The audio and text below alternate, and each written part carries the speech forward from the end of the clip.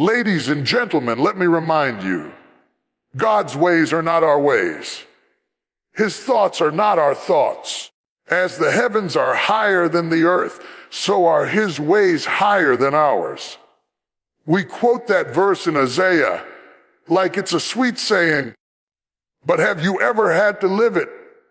Have you ever had to walk through something that didn't make sense, where the math didn't add up? The doors didn't open, and the timing felt all wrong. Yet God still whispered, trust me. See, we like predictable. We like logical. We like measurable, tangible, explainable. But God is not bound by our human understanding. He does not submit his strategies to our scrutiny. He doesn't call a committee meeting in heaven before he moves in your life. And if you're waiting for it all to make sense before you trust him, you're going to miss the miracle, because God specializes in the unorthodox. He does things that confound the wise. He uses mud to open blind eyes. He parts seas with a rod. He raises the dead after 4 days just to prove that he's not limited by time or decay. You've got to trust him.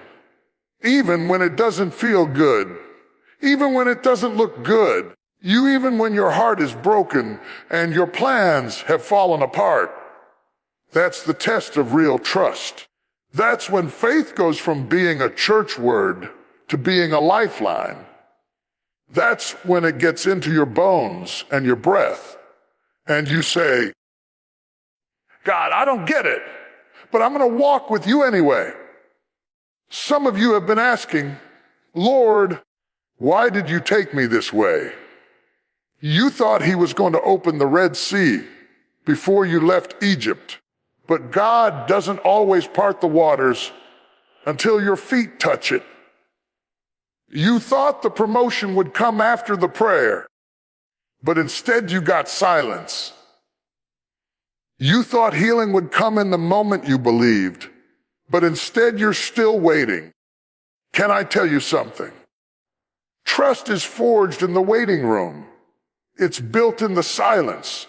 It's formed in the confusion. Because real trust says, even when I don't understand, I will still obey. Even when I don't see the evidence, I will still walk in faith. We want clarity, but God is after surrender. We want control, but God wants our hearts. He will lead you in ways that make no sense to shake you out of self-dependence. He will shut doors you thought you needed and open ones you weren't even looking at. Why? Because he's teaching you to lean not on your own understanding. That's not just a verse. It's a strategy for survival. Don't get stuck trying to map out what God is doing. Some of you are tired, not because you're not faithful, but because you're trying to carry the burden of understanding instead of the blessing of trusting. Let it go. Let go of needing the blueprint. Let go of needing the why. Trust the one who sees the end from the beginning. He is Alpha and Omega. He was there when you started, and he will be there when it's finished. And while you're trying to skip the process, God is trying to shape your character. While you're asking him to remove the storm, he's trying to reveal his power in the storm. You think it's the end, but it's only the middle. And in the middle is where trust is born. It's where your faith gets muscle. It's where your praise becomes warfare. So stand still, stand firm, and trust God's ways. They may not be your ways. They may not make sense. But they will always, always be right. Delay is not denial. Just because it hasn't happened, yet doesn't mean it's not going to happen. We serve a God who operates outside of time, but we live inside of it. And because of that, we often assume that if something doesn't come when we expect it, it must not be coming at all. But God is not a microwave. He's a master builder. He's not interested in shortcuts. He's committed to strength. And when he delays with divine purpose. Some of you are in a season right now where you're questioning God's silence. You're wondering if he heard your prayer, if he saw your tears, if he noticed your sacrifice. You've fasted, you've prayed, you've believed, and still nothing seems to be moving. But I came to tell you that heaven's silence does not mean heaven's denial. God is working behind the curtain. Just because you can't see him doesn't mean he's not moving. There is a weight to glory. There is a timing to destiny.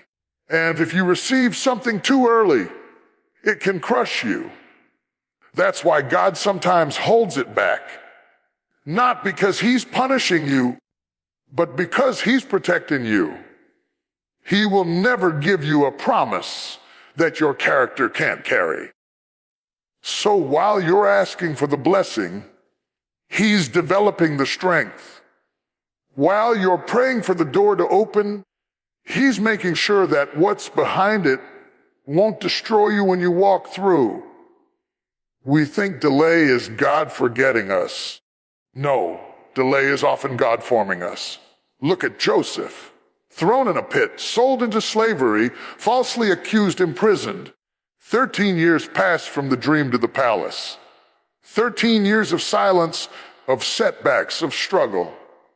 But in that delay, God wasn't denying Joseph. He was preparing him. He was building resilience. He was teaching him how to manage adversity so that he could later manage abundance. And let me tell you this, if God gave you the dream, he hasn't forgotten it. He's not like people. He doesn't lose interest. He doesn't move on. What he starts, he finishes. If the promise came from him, then it's just a matter of time. But time is not the enemy. Time is a tool in God's hand. And when you learn to trust his timing, you'll stop striving in your own strength. You'll rest. You knowing that delay doesn't mean denial. It means design. Some of you are like Martha and Mary, waiting on Jesus to show up. You said, Lord, if you had been here, my brother would not have died. And yet, Jesus delayed on purpose. He didn't come late. He came after Lazarus died so that he could reveal a greater glory. If he had come when they wanted him to, they would have seen a healing. But because he came in his own time, they saw a resurrection. So what if God's delay in your life is not about what you're losing, but what he's about to reveal? What if the very thing you think is dead is just sleeping until the right moment for God to awaken it? Don't bury what God is planning to resurrect. Don't walk away from the place of promise just because the clock doesn't match your expectation. Time belongs to him. Seasons shift by his voice. Trust him. Trust that if he's holding it back, it's for your good. Trust that if he's quiet, he's still watching. Trust that delay does not mean you're forgotten. It means something is being aligned. Something you can't yet see. Something your heart isn't ready for. Something your hands aren't strong enough to carry. But it's coming. And when it comes, it will make sense why you had to wait. The glory will be worth it. The joy will be full. And you'll look back and say, if it hadn't been for the delay, I wouldn't have seen the miracle. So don't faint. Don't quit. Don't let impatience steal your promise. Delay is not denial. It's destiny on hold, waiting for the appointed time. Sometimes, when we think God is leading us into blessing, he leads us into barrenness. Not because he's cruel, but because he's cultivating something deeper. He doesn't always take us the easy way. He takes us the necessary way. And often, that way leads through the wilderness. Yes, the dry place. The place where nothing seems to grow, where prayers feel unanswered, where resources dry up and clarity disappears. But hear me, the wilderness is not a punishment. It's preparation. God led the children of Israel out of Egypt, not straight into the promised land, but through the wilderness. He could have taken them a shorter route, but he didn't. Why? Because while they were free from Pharaoh, they were still slaves in their minds. God had to take them through the wilderness to break what Egypt had built in them. He had to transform them from a people who survived under oppression into a people who could stand in promise. You may feel lost right now, like the path you're on has led you further from the promise rather than closer to it. But don't mistake God's process for his absence. The wilderness is where he teaches you to trust him when there's no manna yet, no signs yet, no direction yet. That's where he strips away every crutch, every distraction, every idol, until all you have left is him. And then you realize he's all you needed to begin with. Some of the most profound lessons are learned in isolation. Some of the deepest growth happens in obscurity. In the wilderness, you're not being abandoned. You're being refined. It's where your heart is tested, your faith is stretched, and your obedience becomes pure. Because in the wilderness, you don't serve God for what he gives. You serve him for who he is. God will allow the wilderness to burn off the fluff, to show you what you really believe. It's easy to shout when the promise is in view. But can you trust when it's nowhere in sight? Can you worship when you're thirsty? Can you walk when your feet are tired? Can you obey when you don't feel anything? Because that's where trust is built. Not on the mountaintop, but in the valley. Not in abundance, but in lack. Even Jesus had a wilderness. Before the miracles, before the ministry, the Spirit led him into the wilderness to be tested. If the Son of God had to go through the wilderness, who are we to expect the shortcut? There's something sacred about the season where it's just you and God. No spotlight, no crowd, just surrender. You might feel like nothing is happening in your life, like everything's on pause. But God is doing more in your wilderness than you know. He's preparing your spirit for what your eyes can't yet see. He's building endurance, sharpening discernment, and teaching you to move with his voice, not your impulse. Because the wilderness teaches you to follow cloud by day and fire by night. It teaches you dependence, not on your gift, not on your connections, but on his provision alone. Don't despise the dry season. Don't rush to escape it. Let it do its work. Let it purify your motives. Let it deepen your roots. Because when God brings you out, you'll come out with more than a testimony. You'll come out with authority.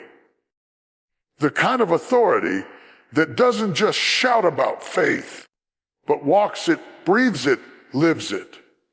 This journey isn't just about the destination. It's about who you become along the way. The wilderness may feel lonely, but it's holy ground. It's where the noise stops and the voice of God becomes clear. So don't fear it. Embrace it. God is not trying to hurt you. He's trying to prepare you. And if you can trust him in the wilderness, you'll be ready to walk in the promise. We walk by faith, not by sight. That sounds beautiful until you're the one walking and you can't see where your next step is going to land. Until the lights go out, the doors stay shut, and everything familiar disappears. That's when you discover that faith isn't just a concept. It's a lifestyle. Trusting God means moving when you don't have all the details. It means stepping when the ground still looks shaky. It means saying, I ask to God before you see how it's going to work out. There are moments in life when God won't show you the whole picture. He'll give you a word, a glimpse, a nudge, and that's it. He'll tell you to start walking without telling you where the road ends. And in those moments, your sight can become your biggest enemy, because sight will tell you it's too risky. Sight will remind you of past failures. Sight will say, this doesn't make sense. But faith says, if God said go, I'll go, even if I don't see how it's going to work. Some of you are waiting for a sign before you move. But what if your step of faith is the sign God is waiting for? What if the breakthrough is on the other side of obedience? What if the miracle doesn't show up until your feet hit the water? Just like the priests in Joshua's day. When they stepped into the Jordan, the water parted, but not before. Not while they were thinking about it. Not while they were talking about it. It parted when they walked in faith. We've gotten so used to needing proof that we've forgotten how to trust. We want confirmation, but God wants commitment. He's not obligated to show you everything up front. Because if you could see it all, it wouldn't be faith. And God is not building comfort in you. He's building confidence in Him. It's easy to trust God when you're holding the blessing. But can you trust Him when all you're holding is a promise? Can you keep walking when you're tired, when you're unsure, when people around you don't understand what you're doing? Because the walk of faith is lonely sometimes. It's not always popular. It's not always visible, but it is powerful, because every step you take in faith moves you closer to what God has spoken over your life. Abraham had to leave everything familiar just on a word. He didn't know where he was going. He just knew who was leading. And that was enough. Can that be enough for you? Not the outcome, not the timeline, just Him. Just knowing that if God is with you, that's all the certainty you need. Faith is not the absence of doubt. It's the decision to keep walking in spite of it. It's when fear shows up and you say, I'm going anyway. It's when the storm doesn't calm, but you step out of the boat. It's when you give when you barely have enough. It's when you apply again after rejection. Faith isn't always loud. Sometimes it's just a quiet, steady yes in your soul. A yes that won't give up. A yes that keeps walking. A yes that trusts God more than it trusts feelings. And let me tell you something. God honors faith. He rewards it. He responds to it. Not because you earned it, but because faith puts you in agreement what He already decided. So don't stop walking.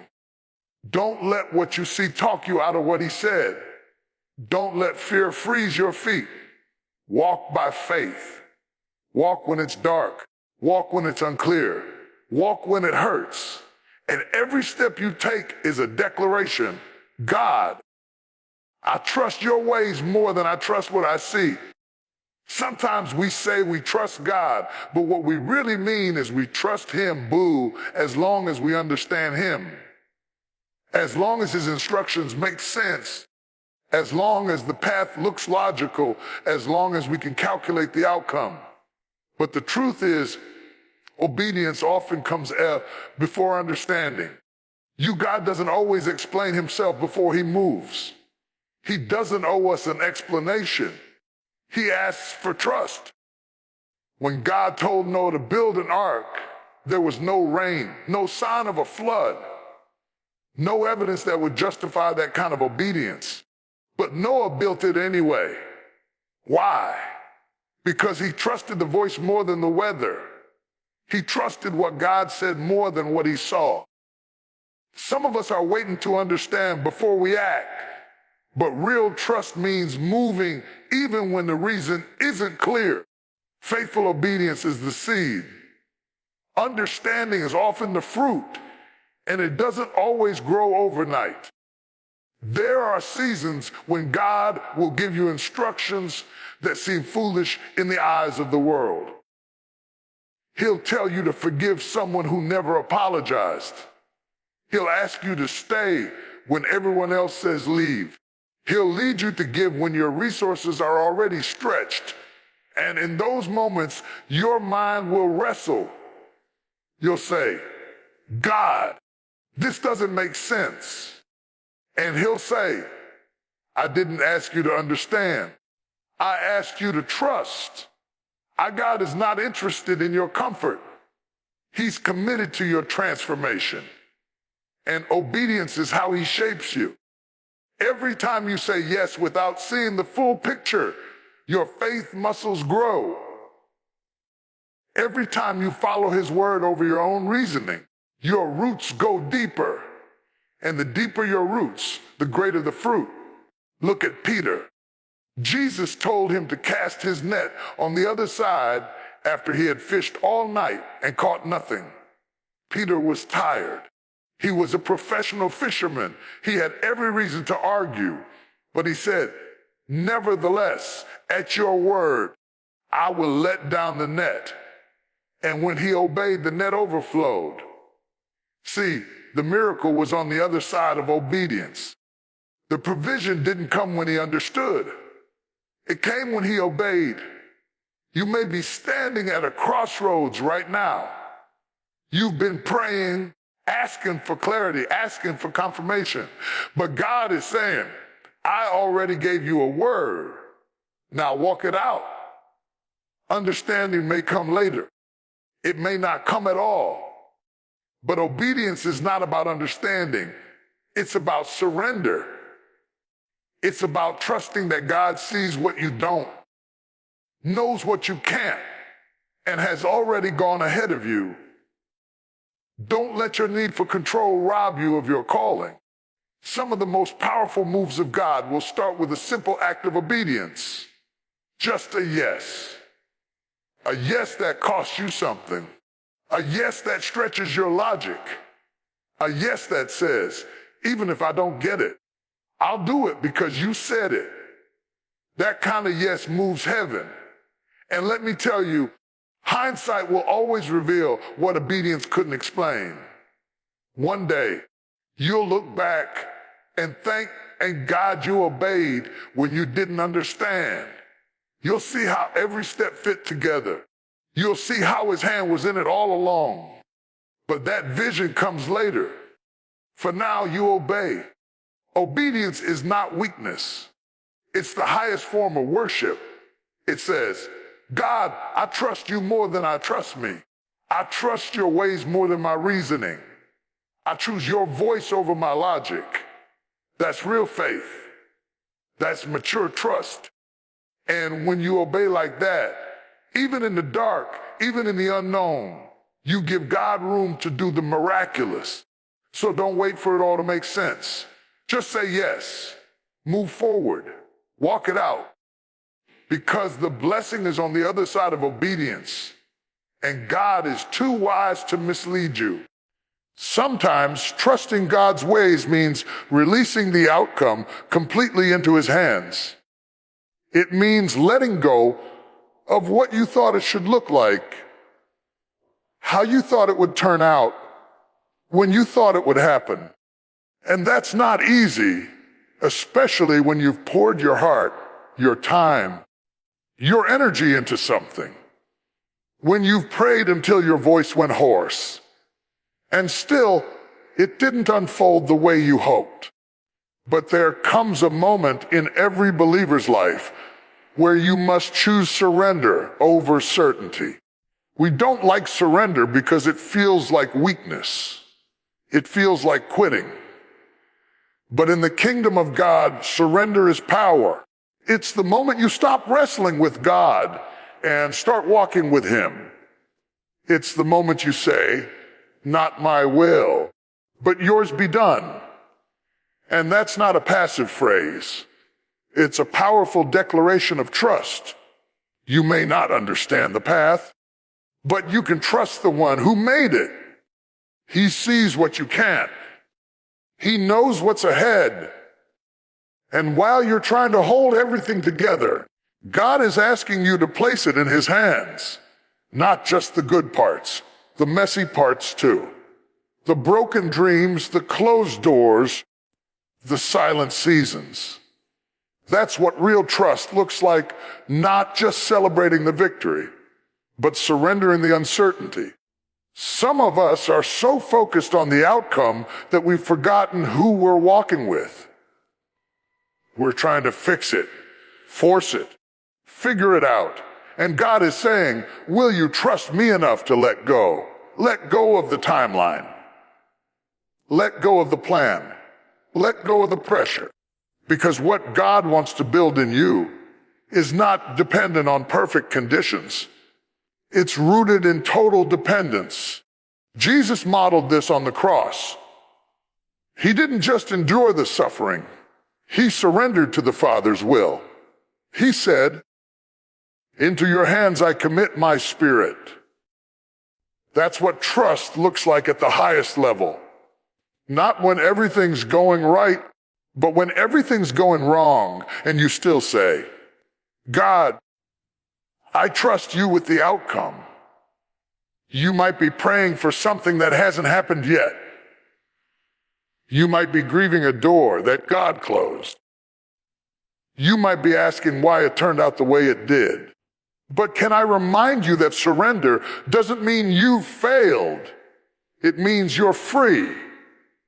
Free from the need to control everything. Free from the burden of outcomes. Free to walk in peace knowing that God is still writing the story. And trust me, He writes better endings than we do. What you thought was rejection was actually redirection. What felt like loss was actually God making room. What looked like the end was simply a turning point. But you only see that when you let go of the pen and stop trying to author what only God can finish. You don't have to understand everything to trust God in everything. You just have to be willing to release it. That relationship, that job, that plan, that timeline, whatever it is that you've been gripping with both hands, release it. Because as long as your hands are full, God can't place anything new in them.